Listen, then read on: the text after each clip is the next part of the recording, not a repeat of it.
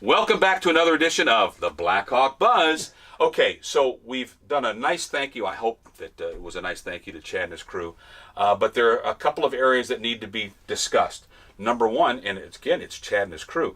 We're making some subtle changes in some of the golf course appearances, most notably the trap on number one. There's going to be a couple of other deletions, if you will, in making this golf course a little more fair, a little bit more playable. Yeah, so we always have to look at the golf course and figure out what double penalties are. What is a double penalty? Well, we have some. When we have a bunker on one that kind of goes too far to the right, that first bunker on the right where the tree gets into the way, now I have to hit a bunker shot. I have to keep it under the tree. I'm trying next to impossible. The same thing on 10. We'll take a look at some of the stuff on 6 where the bunkers are behind the tree on the left, and it's just hard to advance the ball and get it on there. So we're slowly seeing what Chad and his crew can do without us bringing in some outsourcing. So you're going to start to see some construction out there. You've already seen one is contoured to where the bunker is much smaller, and if that ball goes over there by the tree, you're going to be hitting out of grass now.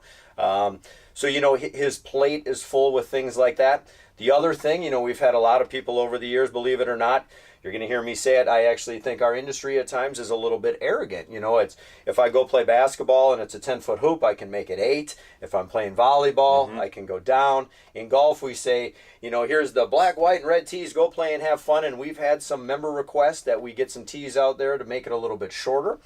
Chad and his crew, along with the Greens Committee and Steve Sosnowski, we got some new tees out there. They're blue. You can come into the golf shop. We'll let you know where they are. But we're making some of the holes a little bit easier, a little bit shorter, so all of our members can enjoy our golf course. That's a really big thing. And then I just have to touch on it one more time because I was out there the other day. I'm not sure what it is about these divots, but they're not finding their way back into the hole that they're coming from. No. I'll tell you what, after the water, I thought there were a couple of NBA graves out there is what I was calling them, man. And look, if you take a divot and you actually hear it land, you for sure got to go get that one, okay? But really, as you would say all the time, our crown jewel is the golf course. Right. What they do out there and how hard they work. For Chad to drive around and see some divots and some ball marks, let's just continue to work as a membership together to make this place awesome, make our golf course what it is. We don't have sand and seed. I know when we have guests come over or we have some of our certificate foursomes come over, they're so used to having that stuff that maybe they just don't think they have to put them back. And, we can do a better job in the golf shop.